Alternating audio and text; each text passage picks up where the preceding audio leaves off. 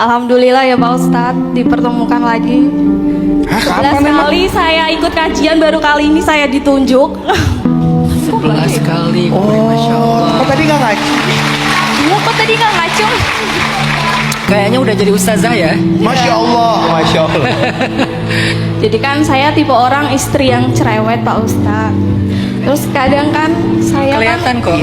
Terasa sih Mbak, terasa ya. Enggak bercanda Mbak. Iya. saya tuh kadang kayak gedek gitu loh Pak Ustadz sama suami saya kayak gitu. Boleh nggak ngata-ngatain suami dalam hati gitu loh Pak Ustadz? Contohnya kayak semisal kan aku lagi ngepel gitu, terus masih basah dia lewat, rasanya dalam hati kayak wah apa aku siram aja gitu ya. Astagfirullahaladzim. Tapi Mbak Bella,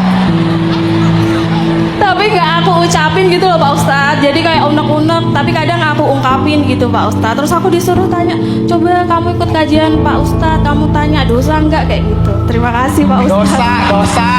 dosa. Sayyidah Fatimah adalah perempuan yang sangat baik kepada suami.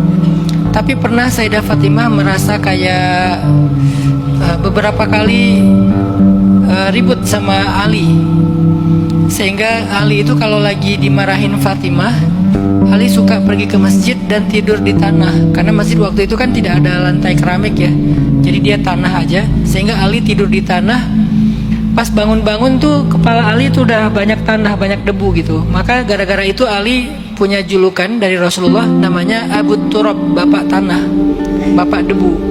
Jadi kalau Ali lagi punya masalah dengan Fatimah, biasanya Nabi tahu kepala Ali itu banyak debu, berarti dia semalam tidur di masjid. Sehingga Nabi manggil Ali, ya Abu Turab, wahai bapak tanah, ada apa dengan anak saya? Enggak ya Rasulullah, Fatimah baik-baik aja ya Rasulullah. Ali nggak mau menjelek-jelekan atau membuka aib keluarganya, bahkan kepada mertuanya yang solih seperti Rasulullah. Tapi Nabi kan mertua yang baik ya, yang super sistem banget ya buat menantunya, buat anaknya. Sehingga Nabi bilang gini kepada Fatimah, Fatimah, coba Fatimah belajar kepada Asma, karena Asma itu ahli surga. Padahal kan Fatimah juga ahli surga kan? Tapi disuruh belajar kepada Asma. Coba Fatimah belajar kepada Asma. Asma itu ahli surga. Asma siapa? Asma bintu Umais. Asma bintu Umais ini perempuan yang hebat sekali. Tapi Fatimah pasti lebih hebat.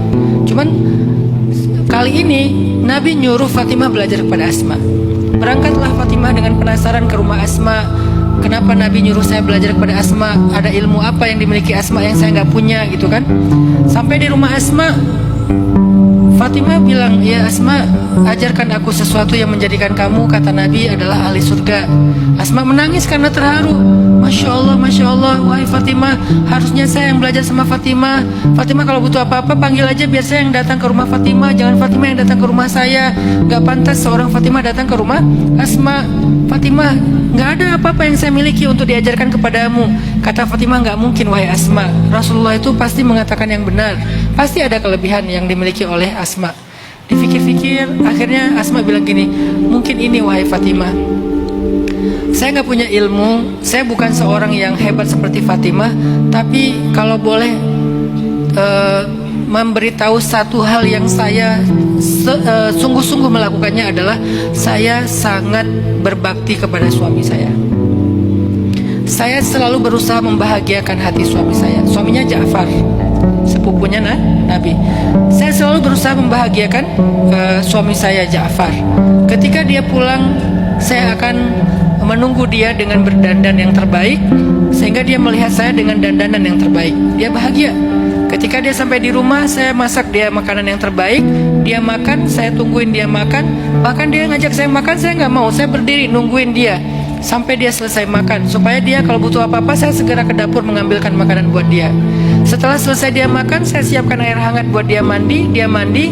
Setelah selesai dia mandi, udah tenang, saya ambil sapu lidi. Jadi Fatimah waktu itu ngelihat ada sapu lidi korma yang tergantung di dindingnya rumah Asma. Saya ambil sapu lidi itu, saya berikan kepada Ja'far, sambil saya katakan, ya Ja'far, kalau hari ini ada kesalahan aku, ada hal yang menjadi hakmu yang belum aku tunaikan dan kamu belum nyaman, pukul aku dengan sapu lidi ini wahai Ja'far. Apa yang terjadi sama Ja'far? pasti sapu lidinya dibuang, Asma'nya dipeluk sama Ja'far, dan Ja'far makin cinta kepada Asma. Sepulang dari sana, Fatimah jadi tahu kenapa Rasulullah menyuruh Fatimah belajar kepada Asma. Bukan ilmu, bukan ayat, bukan hadis, tetapi perilaku Asma kepada suaminya, dan itu menjadi pelajaran bagi Fatimah untuk Ali bin Abi Thalib. Sejak saat itu Fatimah berubah drastis perlakuannya kepada Ali.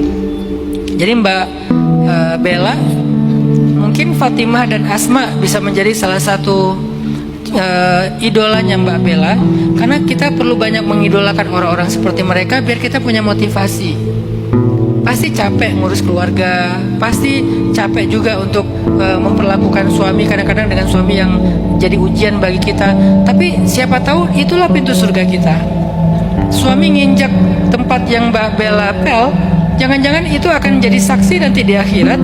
Dia bersaksi, ya Allah, aku lagi bersih diinjak sama suami, akhirnya aku jadi kotor lagi, tapi aku jadi perempuan ini sabar, dia ngepel lagi, dia tidak mengeluh. Ya Allah, dengan kesabarannya berikanlah dia kebaikan sehingga Allah ridho. Kita nggak pernah tahu.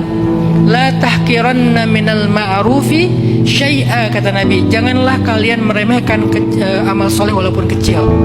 Jadi Mbak Bella mungkin banyak membaca kisah Asma dan Fatimah bisa menguatkan kita menjadi seorang istri yang solehah bagi suami. Saya nggak ngomongin salah dan benar, saya hanya pengen memotivasi Mbak Bella untuk punya sebuah idola ataupun referensi.